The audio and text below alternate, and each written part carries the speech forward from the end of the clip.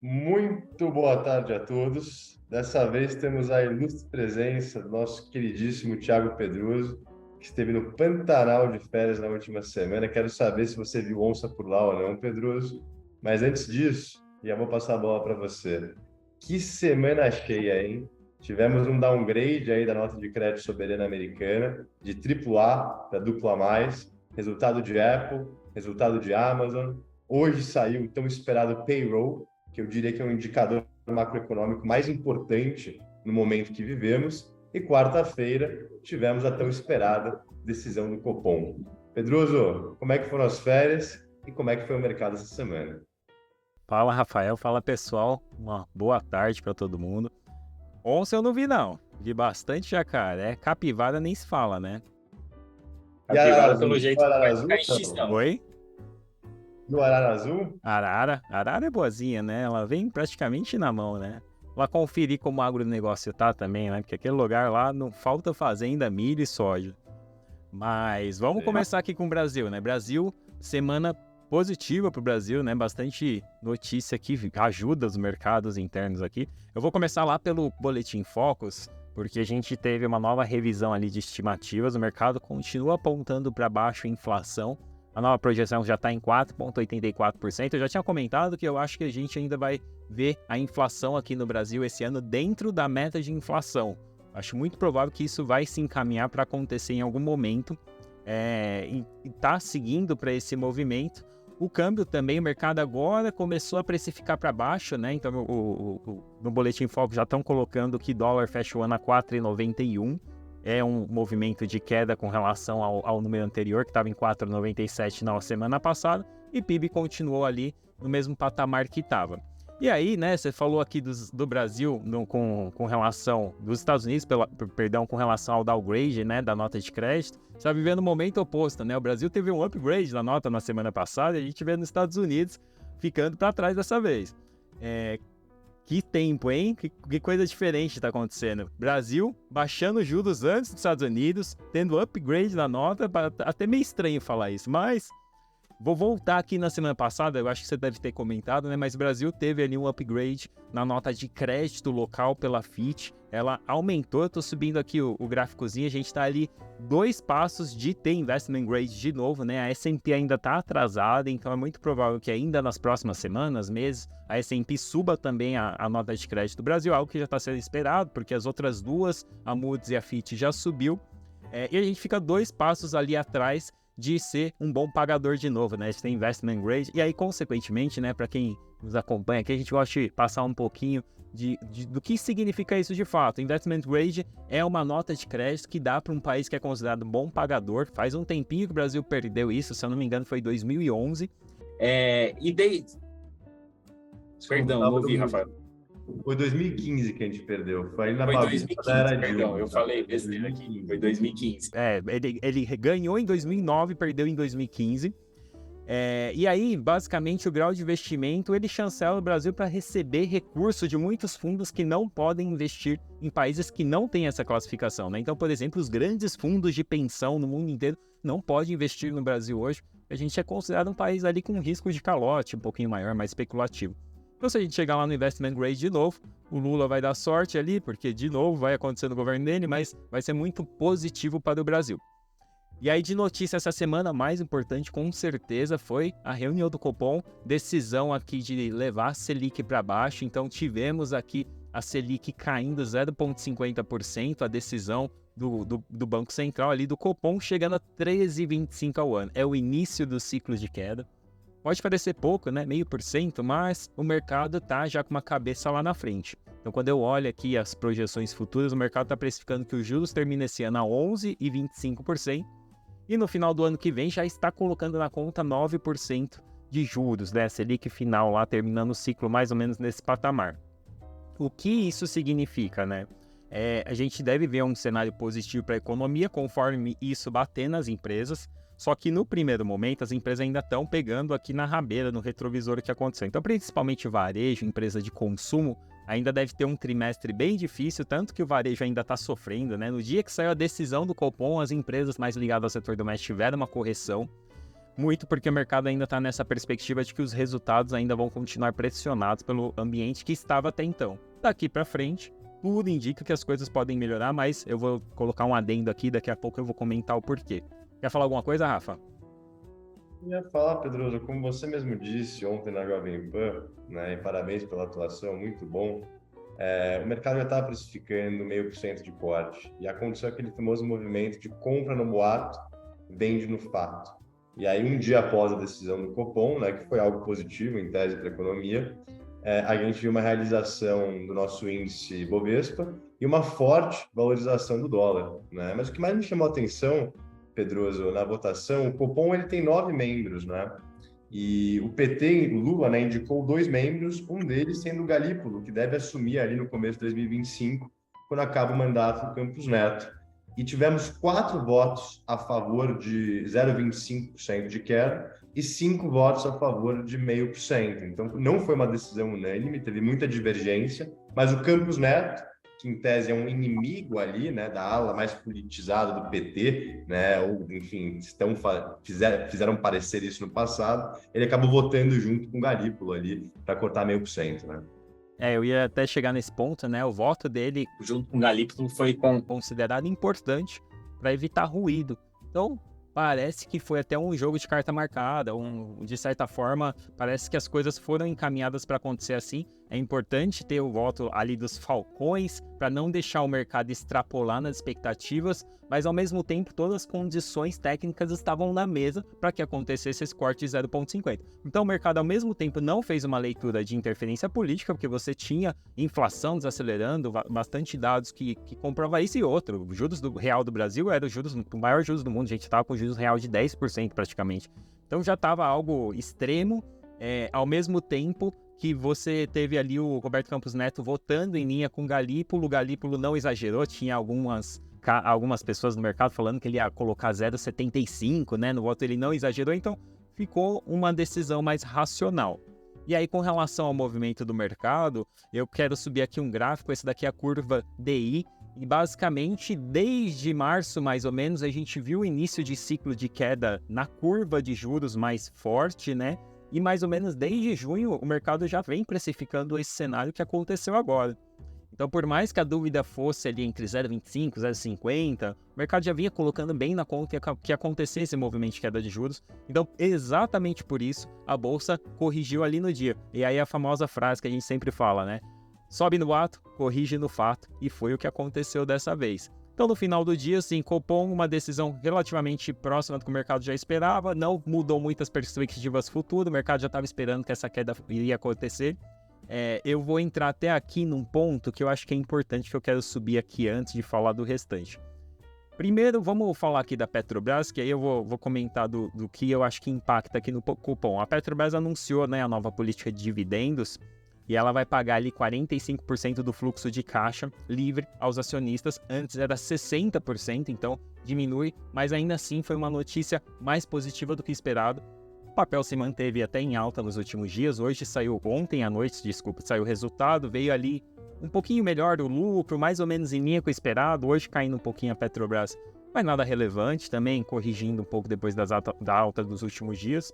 Mas o que importa aqui, né, para o Copom e para a Petrobras, é a defasagem que vem acontecendo no preço de combustível. E aí é o ponto de atenção. O mercado está bastante animado com o movimento de queda de juros, mas nós estamos vendo recentemente, já comentamos isso na outra vez, né, o preço de commodity para cima, subindo, e é um risco para a inflação. No caso da Petrobras, o preço do combustível do Brent subiu bastante, do barril do petróleo, e hoje a defasagem já chega a 20% na gasolina e 23% no diesel, ou seja, a Petrobras está vendendo combustível no Brasil mais barato do que é o combustível lá fora, e parte desse combustível que precisa ser importado lá de fora para o Brasil, ela acaba importando a um custo mais caro e vendendo mais barato aqui no mercado interno, algo que aconteceu lá no período da Dilma. Agora, ainda assim, o preço do petróleo está bem mais alto que naquela época, então, mesmo assim, ela ainda consegue ter um resultado positivo. Aí, a grande preocupação que fica com relação a juros e a hora que começar a acontecer esse repasse de preço no combustíveis, né? Como o mercado vai fazer essa leitura. E segundo, se vai acontecer, porque se não acontecer, A Petrobras está caminhando para ter um cenário parecido com o que foi na Dilma, e aí o mercado vai ter que rever esse case, né? Porque hoje o mercado, por mais que está acontecendo isso, está colocando a Petrobras um pedestal como uma empresa que vai continuar pagando bons dividendos, gerando caixa. Então as coisas podem mudar um pouquinho de acordo com esse cenário, tá? Você ia falar alguma coisa aí?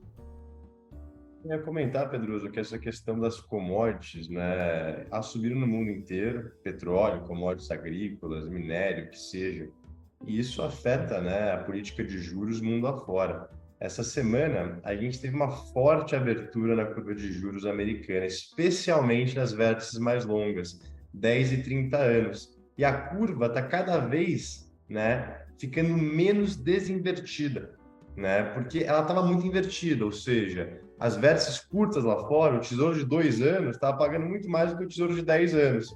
Agora, né, o 2 anos está igual, né, e de fato a gente vê o 10 anos, né, subindo. Aí teve a questão, né, do Banco Central japonês, que está afrouxando a sua política de curva de juros, está permitindo que o título de 10 anos beire ali 1% de rentabilidade.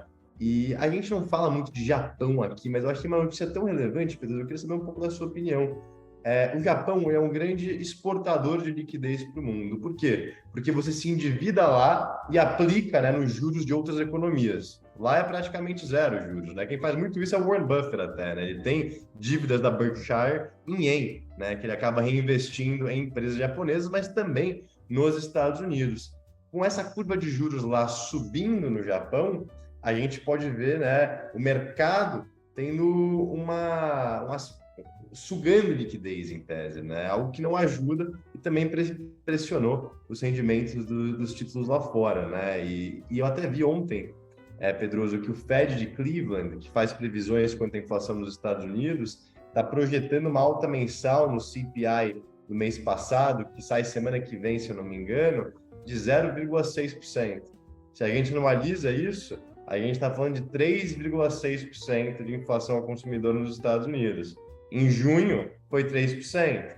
Né? Eu acho muito prematuro a gente conseguir declarar essa vitória contra a inflação, especialmente com a economia pujante nos Estados Unidos e em alguns países desenvolvidos e com as commodities voltando a surpreender. A Arábia Saudita estendeu ali a política de cortes, né? 1 milhão de barris por dia, e os Estados Unidos têm as suas reservas de petróleo muito abaixo ainda do normal. Então, se cai, eles vão repor. Eu sinto que o petróleo tem um piso, tem uma put ali no petróleo, né? Exatamente. No caso ainda da Arábia Saudita, né? De fato, a OPEP ela vem controlando o preço do petróleo há muito tempo. E essa put existe, tá claro. Quando o petróleo cai, eles vêm, cortam a oferta, tentam segurar. E aí, nesse cenário de aceleração global, eles vêm conseguindo fazer isso muito bem. Vamos ver qual que é o impacto disso na inflação global. Acho muito provável que veremos de novo a inflação tendo algum movimento aí de estresse em algum momento. Então, é questão de tempo para isso acontecer, com o preço de commodity voltando a subir assim. Agora, é algo pro futuro, né? O mercado hoje está ainda na vibe boa, né? Tá olhando só o copo meio cheio, né? Não tá olhando o inverso. Eu não sei até quando dura isso, mas a questão é também se as commodities continuam sendo negociadas nesse preço. Se de fato uma desaceleração trouxe a desvalorização para as commodities, a gente pode ver o cenário continuar positivo. Agora tem muito risco, né? O mundo está muito doido. Você acabou de falar aí da inversão da curva de juros.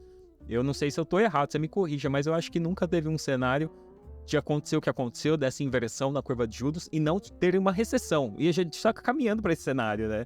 Então seria a primeira vez na história de voltar as curvas, desinverter as curvas e não acontecer uma recessão. Então o mundo está muito louco, muito diferente do que foi no passado. Então é até difícil fazer essa previsão. E aí, até você comentou aqui da questão de juros, é importante. É muito diferente no passado, né, nos Estados Unidos. É uma economia de serviços, né? Se você pega 30, 40 anos atrás, não era assim, né? Então, não sei. Às vezes a gente, com esse nosso pessimismo, em tese a gente tem, né? A gente acha que a Bolsa Americana lá tá cara, juros pode subir mais, a relação risco-retorno, equities vis-à-vis renda fixa tá baixa, né? Mas pode não ser o caso. Nunca aposte contra os Estados Unidos? Veremos. Eu ainda acho que tá caro. Mas assim, uma coisa importante lá na Europa, essa semana saiu bastante dado, eu não vou subir todos, que é muita coisa, saiu PMI, PPI, preços ao produtor, índice de atividade econômica, mas no geral os índices estão mostrando uma desaceleração. Então, pelo menos na Europa, vemos ali o impacto já dos juros na economia. Eu estou subindo aqui dois dados, né? Um dado da Europa, e aí esse dado mostra aqui a evolução do PMI industrial, e você vê como é descendente, né? Ele vem caindo desde aproximadamente meados de julho, vem no movimento de queda forte, está abaixo de 50 pontos, que significa retração econômica. E na China, a mesma coisa também, né? Aquela dificuldade de crescer. A China teve dois dados essa semana importantes, que foi o PMI industrial, né? Que é o índice de atividade econômica. Ele veio ali um pouquinho acima da expectativa, mas ainda abaixo dos 50 pontos, o que mostra uma desaceleração. E o PMI de serviços, que é da serviço até então, estava segurando bem, né? Ele veio ali mais ou menos abaixo da expectativa também, ainda acima dos 50 pontos, mas ele caiu com relação ao índice anterior. Então, no geral, a gente ainda continua vendo a China com essa dificuldade. Ela soltou alguns estímulos recentemente, mas pelo jeito, por enquanto, não é o suficiente, né? E o mercado ainda está na vibe de vai vir mais estímulo. Ela não tem como continuar sem vir esses estímulos. E da minha parte é isso. Se você quiser até comentar agora os Estados Unidos, foi também uma semana importante lá fora, né? Não, perfeito, Pedroso. E vai me interrompendo aí, que eu sei que você também gosta, né? E acompanha lá fora, tá? Começando por hoje, pessoal, relatório de trabalho nos Estados Unidos, né? O famoso payroll. Ele veio levemente abaixo do esperado. A expectativa era de uma criação de 200 mil postos de trabalho, veio 185. E também foi revisado para baixo a leitura de junho, tá? E o mercado gostou muito desse dado. Mas o mercado preferiu olhar o copo meio cheio. Por que eu digo isso? A gente viu um desemprego caindo de 3,6 para 3,5 e uma inflação salarial que ficou, né, 0,1% acima do esperado. Expectativa de 0,3 no mensal, veio 0,4, né? Anualizado, 4,4% de inflação salarial. Então, se a gente pega, né, de fato, a inflação ao consumidor nos Estados Unidos hoje e, enfim, quanto os americanos estão ganhando a mais na média dos seus trabalhos, já tem um retorno real positivo, né? E isso, em tese, né, gera mais consumo, que gera mais inflação, tá? Esse foi um relatório de emprego que conseguiria justificar a narrativa do soft landing. Pô, o ritmo de postos de trabalho está desacelerando a um ritmo saudável, né? Mas também alimentar as narrativas do hard landing, do pouso forçado, da recessão. Mais inflação salarial, mais juros, probabilidade de recessão maior lá na frente. A grande realidade aqui é que usar o termo soft landing está errado, pessoal, sendo bem honesto. Qual que é o termo correto hoje? É no landing, é sem pouso. Porque o soft landing ele implica algum tipo de desaceleração. A gente está vendo uma expansão acima da velocidade de cruzeiro nos Estados Unidos. O PIB, no próximo trimestre, está projetado para crescer 3,5%. Né? Se isso acontece, a gente está falando do ano de 2023 sendo um crescimento ali entre 2,5% e 3%. Né? Ninguém imaginava isso. Estava todo mundo pincelando ali na conta, os economistas, uma retração de mais ou menos meio ponto. Né? Isso no início do ano. E agora Bank of America, Goldman Sachs, o próprio JP Morgan, eles estão riscando ali as previsões de recessão, exatamente como aconteceu em 1990, em 2000 e em 2008. Pedroso, o que aconteceu nesses anos? Teve recessão ou não? E me corrija se estiver errado, né? Esse ano, né, a gente está vendo o movimento dos Estados Unidos tentar enxugar a liquidez, mas logo depois da crise bancária a gente teve um aumento da liquidez. E aí ocorreu isso mesmo, né? A gente teve um aumento ali da liquidez logo depois que aconteceu aquele evento da crise bancária ali no início do ano, certo? E agora, talvez ainda é um reflexo disso. Eu acredito que pode ser um cenário. Eu não confio que essa economia americana consiga manter esse movimento de crescimento sem ter novos estímulos a médio prazo. A questão é se vai acontecer esses estímulos ou não, né? Com o endividamento do tamanho que está, com as coisas do jeito que estão, eu acho que o mais provável é que entre num cenário de desaceleração em algum momento a médio prazo. O problema é que parece que não está vindo no curto prazo, parece que vai ser talvez uma conversa para o ano que vem ainda, né? Mas o mercado muda muito rápido, é como você comentou.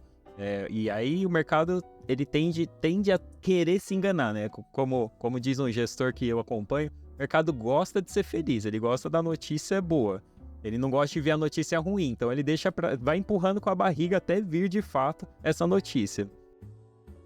Não, perfeito, Pedroso. Indo aqui agora, pessoal, acho que o evento mais importante da semana, né? Pegou todo mundo de sopetão, especialmente o governo americano, que ficou extremamente frustrado e bem bravo, que foi o rebaixamento, né, da Fitch, a nota de crédito americana, tá? Até vou subir um gráfico aqui. Pensa que hoje, pessoal, a gente está falando que a Alemanha, a Dinamarca, a Holanda, a Suécia, a Noruega, a Suíça, Luxemburgo, Singapura e Austrália tem notas de crédito melhor que a do próprio Estados Unidos. E mais chocante ainda, Pedroso, o Canadá tem uma nota de crédito melhor que a nota de crédito americana. Aí eu subo esse meme aqui para vocês, tá? Que é basicamente a vice-presidente americana Kamala Harris falando: conseguimos, Joe, agora o Canadá tem uma nota de crédito melhor que nós. Né? Enfim, fazendo uma brincadeira aqui com vocês. Eu acho, Pedroso, isso extremamente incoerente. E eu vou repetir aqui as palavras do CEO do JP Morgan, o Jamie Dimon, que eu achei que foi muito sensata a reflexão dele. Pensa que pós-Segunda Guerra Mundial, quem exportou prosperidade para o mundo foi os Estados Unidos, através da sua pujança econômica e também através da sua frente de defesa, né, militar muito forte. Eu acho um pouco contraditório, né, o Canadá e esses países europeus menores que eu comentei terem notas acima da nota americana. Tá? Isso frustrou todo mundo. Frustrou Joe Biden, frustrou a secretária do Tesouro, que é a Janet Yellen. Todo mundo caiu em cima da Fitch. E eles tiveram que ter muita coragem para fazer esse rebaixamento. A S&P, que é outra agência de crédito, fez a mesma coisa em 2011, quando teve um impasse do teto da dívida pública. Né? Eles sempre deixam para o último minuto do segundo tempo para aumentar o teto, conseguir emitir mais tesouro e, com isso, arcar com suas obrigações de despesas financeiras. A S&P rebaixou em 2011, também gerou uma fúria, e engraçado, eu li isso num artigo de opinião. 8 meses depois, eles tomaram uma multa bilionária, né? Lógico que não foi por causa do rebaixamento, mas o escrutínio parece que aumentou em outros fatores, entendeu? O governo não gostou e talvez deu um pontapé ali neles, né? Não sei, tá bom? Muita coincidência, né? Esse timing. Então eles foram muito corajosos, tá? Sendo bem honesto. Agora, pessoal, vamos ser bem honesto aqui. Impacto zero, no meu ver, tá? Irrelevante. Todo mundo sabia do risco fiscal americano, todo mundo sabe dessa questão da dívida pública, todo mundo sabe, né, também que, a receita com impostos, a arrecadação do governo esse ano foi 10% abaixo do mesmo período do ano passado, enquanto os gastos aumentaram 15%. Então, o déficit primário ele vem se expandindo, né, 5% do PIB atualmente, não é nenhuma novidade. Não é que veio uma notícia catastrófica que fez com que a Fitch reavaliasse a perspectiva de crédito nos Estados Unidos. Tudo que eles falaram, comunicando ali o rebaixamento, em tese já estava incorporado nos preços dos ativos. E outra coisa, Pedroso, como você muito bem comentou, o Brasil, se ele sobe 2 graus, 2 andares, ele vira grau de investimento e atrai fluxo soberano estrangeiro, fundo de pensão, que seja. Os Estados Unidos sair de AAA e ir para AA+, não muda nada no mandato desses fundos de pensão e investidores institucionais. Continua sendo grau de investimento, continua tendo na tranche superior. Então, não é que, por exemplo, o fundo soberano da Singapura, enfim, do Canadá, vai ter que vender tesouro porque agora não está mais no mandato deles porque a nota de crédito baixou. Não, não. Está tranquilo, tá? Esse fluxo de venda a gente não deve ver de fato. Mas, lógico, não é algo positivo. No dia que houve o rebaixamento, o mercado sofreu e a curva de juros, especialmente os juros longos, ele abriu bastante. Dia seguinte, isso, tá, pessoal? Perdão, que foi pós-fechamento na terça que saiu. Quarta-feira, né, se eu não me engano, foi a sangria de bolsa, tá? Eu complementaria aqui, né? A gente, de fato, tem um cenário complicado para a dívida americana e tudo, e até entendo o ponto de vista da agência de classificação de risco. Mas o dia que os Estados Unidos, de fato, tiver um default, tiver um risco, não vai ter país AAA que fica de pé. Mas Pedroso, é contraditório esses países que eu falei terem qualidades acima da americana. Não faz sentido. Então, assim... Não faz. Então, assim, se rebaixa a americana, rebaixa dos outros também, entendeu? Ninguém é nota 10 mais. Realmente não é, porque dívida PIB acima de 100% não dá para ser nota 10. Né? Vai para 9, mas aí seja coerente e rebaixa os outros também. Enfim, tá, pessoal? A sangria que a gente viu na quarta, com a Nasdaq realizando bastante, finalmente sentindo esses juros mais altos, talvez investidores migrando para a renda fixa, e etc., não foi só porque a Fitch rebaixou, tá? Esse foi um dos catalisadores, mas eu não acho que foi isso que fez preço. Curva de juros japonesa abrindo, suga a liquidez. A gente teve muita emissão do Tesouro, 100 bi, né? A expectativa era um pouco menos, na casa de 90. Quanto maior a oferta de tesouros no mercado, assumindo que a demanda continue igual, menor o preço unitário do título, maior o seu rendimento, né? E quanto maior o rendimento do título de renda fixa, em tese, menor o fluxo para a bolsa, porque o prêmio de risco de bolsa abaixa, né? Esse é o livro texto 1. Na quarta foi mais ou menos esse movimento que a gente viu. Quinta, né, mercado bem morno no 0 a 0, e hoje uma euforia pós-payroll, né? Então, mesmo com um 10 anos americano, que é em tese o ativo livre de risco mundo afora, na sua máxima de 9 meses, batendo 4,2% de taxa ontem, não afetou tanto a bolsa americana. Engraçado, Pedroso, que em novembro do ano passado foi a última vez que o 10 anos bateu 4,2% de yield. E nessa época, a bolsa estava 3.600 pontos, perto das mínimas desse ciclo, né? E hoje a gente tem uma bolsa 4.500, 4.600, com 10 anos novamente a 4,2%, né? Então, de fato, a bolsa não está sentindo, né, essa alta de juros, tá, pessoal? O livro de economia diz que nessas horas é a hora que você precisa tomar cuidado, né? Mas veremos. Veremos.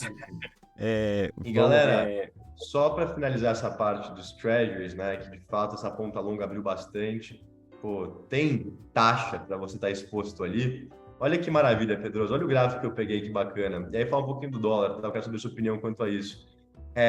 O título de 30 anos nos Estados Unidos, fazendo comparativo com as NTNBs brasileiras, está pagando IPCA mais 2%.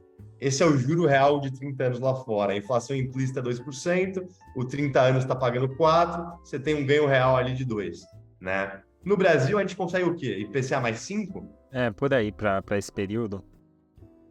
Esse diferencial de juros está fechando, hein, pessoal? Esse diferencial de juros está fechando. Então, também é uma questão ali para a gente ficar atento, que isso impacta, né, diretamente o câmbio. E aí, Pedroso, saiu uma notícia importante essa semana também, que o Bill Ackman, que é o gestor da Pershing Square, um dos hedge funds mais conceituados do mundo, ele fez uma posição grande vendido em títulos do Tesouro de 30 anos. Ou seja, ele acha que essa taxa vai subir ainda mais. Ele está apostando que vai subir de 4,2% atualmente para 5,5%. Né? Aí ele entra vendido no PU, apostando que o yield vai subir. Né? Se isso acontece, ele ganha dinheiro. Ele fez isso como um hedge para a carteira de ações dele, porque ele realmente acha que, de fato, né, o mercado de renda variável não está conversando com o mercado de renda fixa. Alguém está errado. A grande pergunta é quem está errado aqui, né, nessa narrativa. E ele citou também alguns fatores estruturais que vão deixar a inflação mais alta por mais tempo e, de fato, vai induzir os juros a ficar mais alto por mais tempo, que é a questão da dívida, né, o risco fiscal dos governos do mundo afora, Estados Unidos incluso, a questão da desglobalização, você internalizar a produção, você internalizar a mão de obra mais cara, isso afeta o bolso do consumidor final, entre alguns outros fatores, demografia também sendo um, tá? E aí a gente olha, vou subir esse gráfico aqui para vocês, galera, os hedge funds, né, eles nunca tiveram tão vendido em títulos do Tesouro, né? Enfim, nunca tiveram desde 2006, 2016 tão vendidos, estão super pessimistas, achando que essas taxas vão subir ainda mais. Né? E eu pergunto, será que a gente pode ver um short squeeze? Né? Porque realmente, de fato, né, tem muita posição vendida, tem muita galera apostando que esse juros vai subir mais ainda. Se isso se concretiza, pô, daqui a pouco tem IPCA mais 3 nos Estados Unidos. E aqui tem IPCA mais 5. Para onde que o gringo vai? Pô, 2% de prêmio para estar em Brasil? Será que condiz? Será que vale a pena? Né? E aí eu também, pô, galera, subi a foto do Bill Ackman, né? Para aqueles que não conhecem, é o cara que está super vendido aí, apostando que os juros vão subir lá fora. Enfim, um gestor fantástico que tem um track record de sucesso. E Pedroso, agora indo para a parte corporativa aqui, falar dos resultados das empresas, até agora essa safra de balanços lá fora tem vindo melhor que o esperado. 82% das companhias superaram as expectativas de lucro. Essa semana a gente viu a Amazon e a Apple, quero saber um pouco da sua opinião, mas antes de falar sobre isso, a gente vê que tem muita empresa que está superando as expectativas e está caindo, né, pós-divulgação. Por quê? Porque estava precificada à perfeição. Porque já subiu 50%, já dobrou no ano. e não basta somente superar levemente as expectativas para o mercado recompensar com mais pressão compradora, tá? Essa questão da precificação à perfeição é também o que induz um certo ceticismo aqui para a gente, né? Mas, Pedroso, fala aí um pouco da Apple e Amazon. Estava vendo aqui a Apple caindo 4% e a Amazon subindo 9%. Amazon brilhou, né? E a Apple, eu já tinha até comentado com a gente teve uma conversa, falei, Apple eu acho que não vem tão bom, e eu vou ser sincero, eu não olhei os números no detalhe, mas chuto que seja China. China ali, provavelmente foi quem deve ter impactado ali, provavelmente, as vendas da Apple, não sei se é isso, você vai me falar que isso é verdade. Pedroso, foi também, enfim, mas eu acho que a principal questão aqui, eles superaram receita, superaram lucro. A Apple não emite guidance já faz 3 anos, tá? Que eles estão falando que as condições macroeconômicas estão muito incertas, então eles não dão previsão sobre receita e lucro lá na frente. Mas o que decepcionou foram as vendas de iPhone, né? Que é o principal segmento ali de receita, de fato, né? Do grupo. O que, de fato, ajudou a aumentar, né? E superar a expectativa de lucratividade foram serviços. App Store, né? Apple TV, e aí tem outro componente que eu esqueci agora, né? E serviços, você tem uma receita muito mais estável e muito menos cíclica que hardware, que produtos. Pensa que hoje mais ou menos 80% da receita da Apple é produtos, né? iPhone, iPad, Apple Watch, computador, MacBook, etc. E 20% é serviço, né? Que é assinar ali o Apple TV, comprar aplicativo na App Store, que tem uma recorrência muito grande, né? Esse é um ponto positivo. A receita de serviço da Apple ela vem aumentando. Eu acho que um dos objetivos do Tim Cook hoje é conseguir fazer com que cada vez mais essa divisão seja representativa quanto à lucratividade total da companhia. Aí, Amazon. Tá? O resultado não foi ruim de Apple, tá, galera? Mas subiu 47% no ano, não foi maravilhoso, o mercado puniu e pôs no bolso. Isso que aconteceu. Amazon. Eu acho que dá para comprar a Amazon com o Facebook, tá, Pedroso? Ano da eficiência. Pô, demitiram uma galera, estão focando mais na Amazon Web Services, descontinuando ali algumas apostas, né, vislumbrantes, algumas apostas inovadoras que só dariam receita e lucro daqui 10, 20 anos, e focando no core business, né, que é anúncios, delivery, né, e-commerce, e de fato o serviço de nuvem, né, o AWS, que surpreendeu positivamente, foi um motor de crescimento, 2 dígitos bem alto, e o mercado falou, pô, superaram, aumentaram o guidance para frente, deixa eu ir comprar essa ação, que ela não andou tanto, igual as outras Big Techs ainda não andam. É isso. Mais alguma coisa lá de fora? Quero comentar a última coisa. Eu esqueci de falar isso na hora que eu estava comentando sobre o rebaixamento da Fitch, mas o Warren Buffett, né, pô, nosso ídolo aqui, quem acompanha sabe que eu comento muito dele. Ele próprio disse que o rebaixamento da Fitch era irrelevante e que ele segue comprando tesouro americano de curto prazo. Pense que o Buffett, ele tem uma operação enorme de seguros, né? Ele é dono da Geico, que é uma das principais companhias do conglomerado da Berkshire.